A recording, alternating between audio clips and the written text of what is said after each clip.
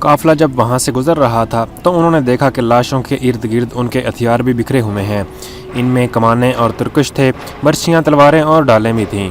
قیدیوں نے یہ ہتھیار دیکھ لیے، انہوں نے آپس میں باتیں کی اور رابن نے اس لڑکی سے کچھ کہا جس نے مصری کمانڈر پر قبضہ کر رکھا تھا۔ لاشیں اور ہتھیار دور دور تک پھیلے ہوئے تھے۔ دائیں طرف ٹیلوں کے قریب سرسبز جگہ تھی، پانی بھی نظر آ رہا تھا، سبزہ ٹیلوں کے اوپر تک گیا ہوا تھا۔ لڑکی نے کمانڈر کو اشارہ کیا تو وہ اس کے قریب چلا گیا۔ لڑکی نے کہا، یہ جگہ بہت اچھی ہے، یہیں رک جاتے ہیں۔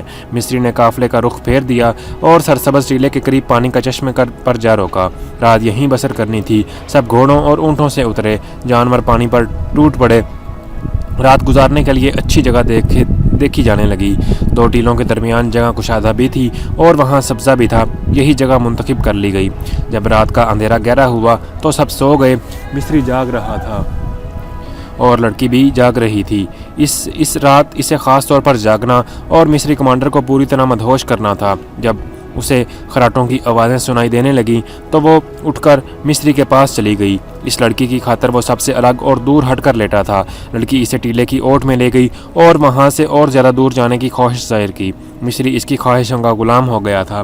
اسے احساس تک نہ تھا کہ آج لڑکی اسے ایک خاص مقصد کے لیے دور لے جا رہی ہے۔ وہ اس کے ساتھ ساتھ چلتا رہا اور لڑکی اسے 3 ٹیلوں سے بھی پرے لے گئی۔ وہ رکی اور مصری کو باہوں میں لے لیا۔ مصری بے خود ہو گیا۔ ادھر رابن نے جب دیکھا کہ کمانڈر جا چکا ہے اور دوسرے محافظ گہری نیند سوئے ہوئے ہیں تو اس نے لیٹے لیٹے اپنے ایک ساتھی کو جگایا، اس نے ساتھ والے کو جگایا۔ اس طرح رابن کے چاروں ساتھی جاگ اٹھے۔ محافظ ان سے ذرا دور سوئے ہوئے تھے۔ مصری کمانڈر کو لڑکی نے اتنا بے پرواہ کر دیا تھا کہ رات کو وہ سنتری کھڑا نہیں کرتا تھا۔ پہلے رابن پیٹ کے بل رینگتا محافظوں سے دور چلا گیا، اس کے بعد اس کے چاروں ساتھی بھی چلے گئے۔ ٹیلے کی اوٹ میں ہو کر وہ تیز تیز چلنے لگے اور کھول کر انہوں نے 3 کمانیں اور ترکش اٹھائے اور ایک برچھی اٹھا لی۔ اسی مقصد کے لیے انہوں نے لڑکی سے کہا تھا کہ وہ کمانڈر سے کہے کہ یہاں پڑاؤ کیا جائے۔ وہ ہتھیار لے کر واپس ہوئے۔ اب وہ اکٹھے تھے۔ وہ سوئے ہوئے محافظوں کے قریب جا کھڑے ہوئے۔ رابن نے ایک محافظ کے سینے میں برچھی مارنے کے لیے برچھی ذرا اوپر اٹھائی، باقی 4 بھی ایک محافظ کے سر پر کھڑے تھے۔ یہ نہایت کامیاب چال تھی۔ وہ بیک وقت 4 محافظوں کو ختم کر سکتے تھے اور باقی 11 کے سنبھلنے تک انہیں بھی ختم کرنا مشکل نہیں تھا۔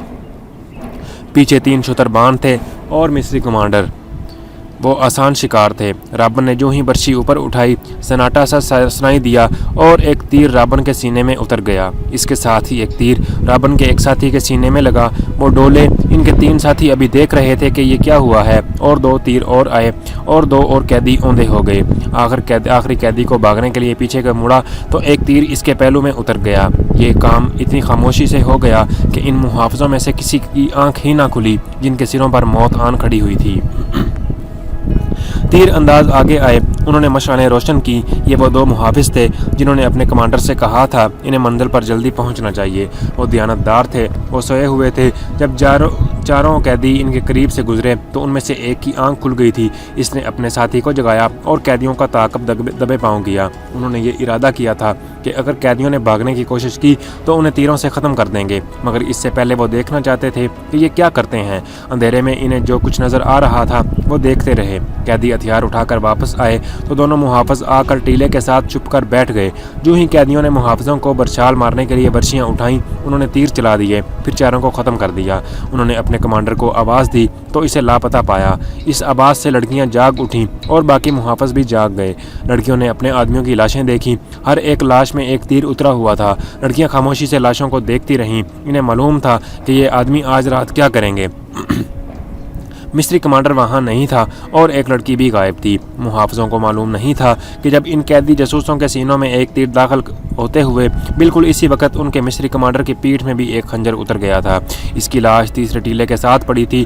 اس رات صحرا کی ریت خون کی پیاسی معلوم ہوتی تھی۔ مصری کمانڈر اپنے محافظ دستے اور قیدیوں سے بے خبر اس لڑکی کے ساتھ چلا گیا تھا اور لڑکی اسے خاصا دور لے گئی تھی۔ اسے معلوم تھا کہ اس کے ساتھ ایک خونی ڈرامہ کھیلیں گے۔ لڑکی مصری کو ایک ٹیلے کے ساتھ لے کر بیٹھ گئی۔ اسی ٹیلے سے ذرا پرے بالیان اور اس کے 6 محافظوں نے پڑاؤ ڈال رکھا تھا۔ انہوں نے گھوڑے کچھ دور بندھے ہوئے تھے۔ بالیان موبی کو ساتھ لیے ٹیلے کی طرف آ گیا۔ اس کے ہاتھ میں شراب کی بوتل تھی۔ موبی نے نیچے بچھانے کے لیے دری اٹھا رکھی تھی۔ بالیان محافظوں سے دور جا کر عیش و عشرت کرنا چاہتا تھا۔ اس نے دری بچھا دی اور موبی کو اپنے ساتھ بٹھا لیا۔ وہ بیٹھے ہی تھے کہ رات کے वक्त में इन्हें करीब से किसी की बातों की आवाज़ें सुनाई दी। वो चूँकि और दम साध कर सुनने लगे। आवाज़ किसी लड़की की थी। बालियान और मोबी दबे पांव इसकी तरफ आए और टीले की ओट में देखा।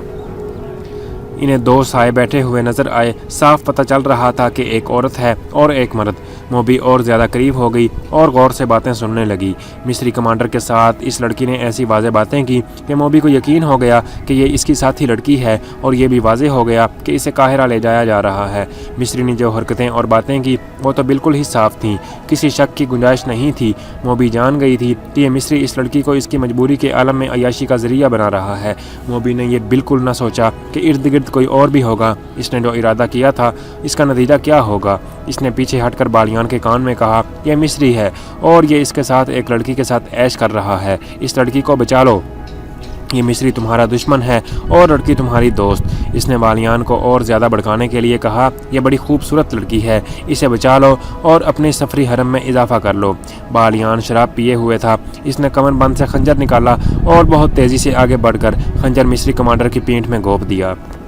दोस्तों, अगर आप चैनल पर नए हैं और कौन क्या है चैनल सब्सक्राइब नहीं किया तो चैनल सब्सक्राइब कर लें और बेल आइकन पे प्रेस कर लें ताकि आपको मज़ीद वीडियोस मिलती रहें।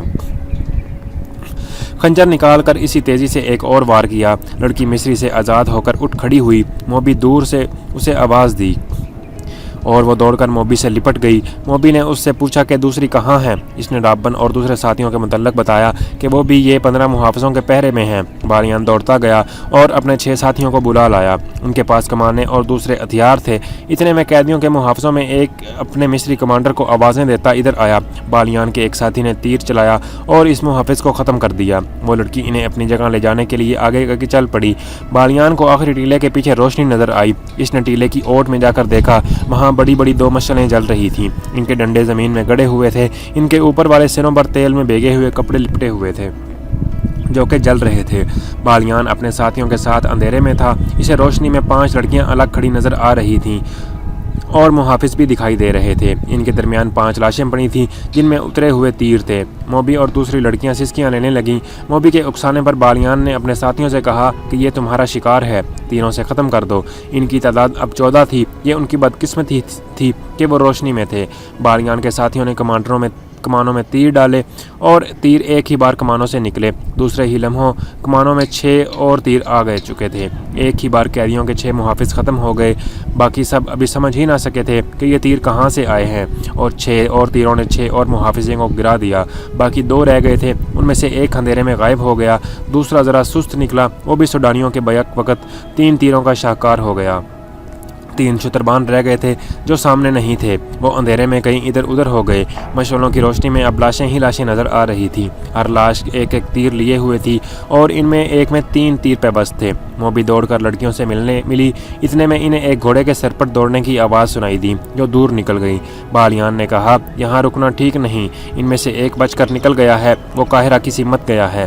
फ़ौरन यहाँ से निकलो। उन्होंने मुहाफ़िज़ों के घोड़े खोले और अपनी जगह गए। वहाँ जाकर देखा एक घोड़ा बमाज़ीन गायब था। इसे बचकर निकल जाने वाला मुहाफिज ले गया था। वो अपने घोड़ों तक नहीं जा सका था। छुपकर इधर चला गया जहाँ उसे 8 घोड़े बंधे नजर आए। जीनें पास ही पड़ी थीं। उसने एक घोड़े पर जीन कसी और भाग निकला। बालियान ने 14 घोड़ों पर जीनें कसवाईं, आसमान घोड़ों पर लादा और बाकी घोड़े साथ लिए और रवाना हो गए। लड़कियों ने मोबी को सुनाया कि इन पर क्या बीती और इन्हें कहाँ ले जाया जा रहा था। उन्होंने ये भी बताया कि राबन और इसके साथियों की लाशों के हथियार उठाने गए थे, मगर मालूम नहीं वो किस तरह मारे गए। मोबी ने कहा, अयूबी के कैंप में मेरी और राबन की मुलाकात अचानक हो गई थी। इसने कहा था कि मुझे यूँ नज़र आ रहा है कि यसू मसीह को हमारी कामयाबी मंजूर है, वरना हम इस तरह खिलाफत तवक्को न मिलते। आज हमारी मुलाकात बिल्कुल खिलाफ तवक्को हो गई है, लेकिन मैं ये नहीं कहूँगी कि यसू मसीह को हमारी कामयाबी मंजूर है। खुदाए यसू मसीह हमसे नाराज़ मालूम होता है। जिसने हमारे काम में हाथ डाला वो चौपट हुआ। बहिरा नूम में हमारी फ़ौज को शिकस्त हुई और मिस्र में हमारी दोस्त सुडानी फ़ौज को शिकस्त हुई। इधर राबन और क्रिस्टोफर जैसे काबिल आदमी और इनके इतने अच्छे साथी मारे गए। मालूम नहीं हमारा इंजाम क्या होगा। हमारे जीते जी तुम्हें कोई हाथ नहीं लगा सकता। बालियान ने कहा, मेरे शेरों का कमाल तुमने देख लिया है। दोस्तों, अगर आप चैनल पर नए हैं और कौन क्या है चैनल को सब्सक्राइब नहीं किया तो चैनल जल्दी से सब्सक्राइब कर लें और बेल आइकन पे प्रेस कर लें تاکہ آپ کو مزید اس طرح کی انفارمیٹیو ویڈیوز ملتی رہیں. شکریہ.